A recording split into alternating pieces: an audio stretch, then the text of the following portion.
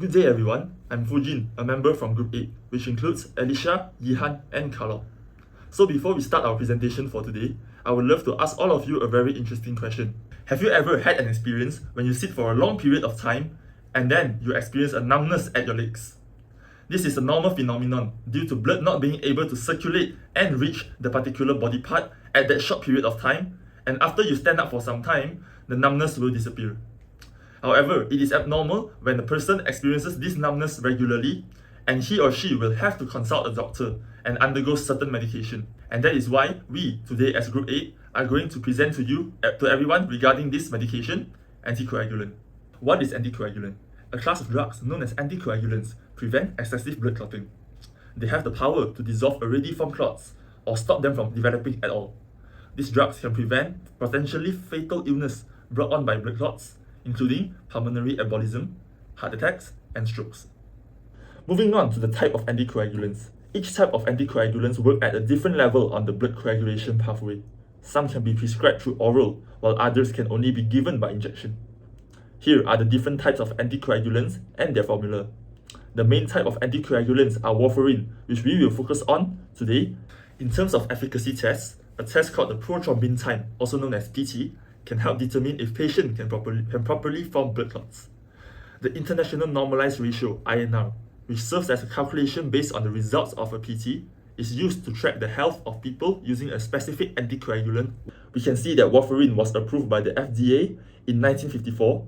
FDA approval of a drug means that the data on the drug's effect have been reviewed by the Center of Drug Evaluation and Research, CDR, and the drug is determined to provide benefits that outweigh its known and potential risks for the intended population.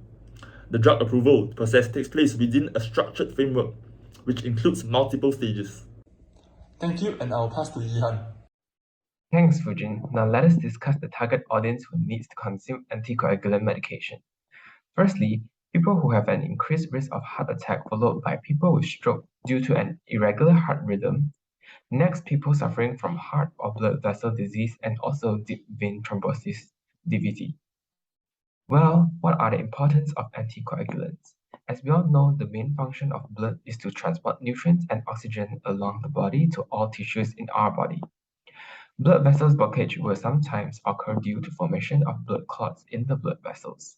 Thus, when the blood clot travels along with the blood vessels, they might be stacked in small blood vessels such as blood capillaries and subsequently cause blockage of blood vessel. Blocking of blood vessel will result in shortage of oxygen in the area of blockage. Tissues around the area will not be able to obtain enough oxygen to carry out cellular activities. The main function of anticoagulants is to prevent the formation of blood clots or stop the growth of existing blood clots by inhibiting the production or activity of clotting factors. Now, I would like to pass it on to Carlo. Thank you. Thank you, Ihan and Carlo. I will be explain about the pharmacokinetics, the pharmacodynamics, and how warfarin prevent coagulation. First, I'll start with pharmacokinetic. Warfarin is normally administered orally and it is being absorbed rapidly and completely in the GI tract, such as stomach or proximal small intestine. Based on drug bank, warfarin has a low volume of distribution. This is because almost all warfarin in the bloodstream are bound into a plasma protein called albumin, which will causes warfarin to retain in the bloodstream to carry out its function. Therefore, bioavailability of warfarin could consider almost 100%. Warfarin is metabolized in the liver by cytochrome P450 system. The primary metabolic process, which accounts for 80 to 85% for all metabolite, is oxidation to different hydroxywarfarins. The minor routes of metabolism, which accounts for 20% of the metabolites, involve reducing the ketone group to warfarin alcohol. The half-life of warfarin is between 20 to 60 hours and a very low clearance. Route of elimination of warfarin are through urination or defecation.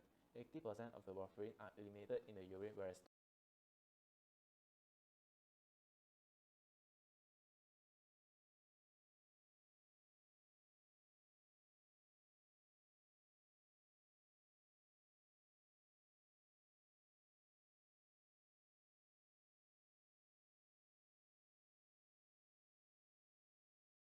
although he has high efficacy, there are some precautions when using warfarin for medications. For example, low therapeutic index of warfarin, which indicate that the dosage given to the patient must be accurately calculated to avoid toxicity.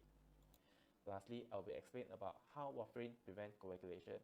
Vitamin K exposite reductase complex in the liver will block by warfarin, which causes a depletion of the reduced form of vitamin K, which is a cofactor for the gamma carboxylation of vitamin K dependent coagulation components.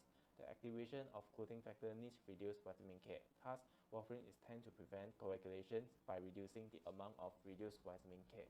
Thank you. I will pass to Alicia. Good days to all. I'm Alicia, and I will be continue for the next part. Side effect of anticoagulant. One of the most common side effects of anticoagulant is the excessive bleeding, known as hemorrhage. Due to the increased amount of medicine intake, it as well increases the time it takes for the blood clot to form. Other than that, bleeding can occur from several sites, such as digestive tract, urinary tract, vagina, respiratory tract, skin, and brain. Severe bruising, prolonged nosebleed, vomit, or cough blood, back pain, breathing difficulties of chest pain or would happen along with excessive bleeding. Besides that, diarrhea or constipation, dizziness and headache, hair loss, rashes, and itchy skin and dreadings would happen as well. Moving on to the awareness when taking anticoagulant. Things to take note is that if you are undergo surgery or test, make sure to stop taking anticoagulant temporarily, as the drug would reduce the ability of blood to clot, which would experience heavy bleeding if any incisions made. Next, avoid injury, as the drug will increase the risk of bleeding. Then bring along the yellow anticoagulant treatment booklet whenever you go, as in case of emergency, this action indirectly informs the doctors that you are on anticoagulant and at which dosage. Lastly, seek for healthcare professionals before taking any other treatment or medications, as some treatment would stop or increase the effect of anticoagulant, which may be very dangerous towards the patients. Furthermore, contraindications to anticoagulant. It is important to take note that patients are unable to intake anticoagulant if the patients are in pregnancy, stomach ulcer, high blood pressure, hemorrhagic stroke, and major bleeding. This is a graph shows the percentage of patients' conditions with contraindications or restrictions to the drugs. Example, when patients undergo a therapy or occupation risk, high bleeding risk, allergic, or more.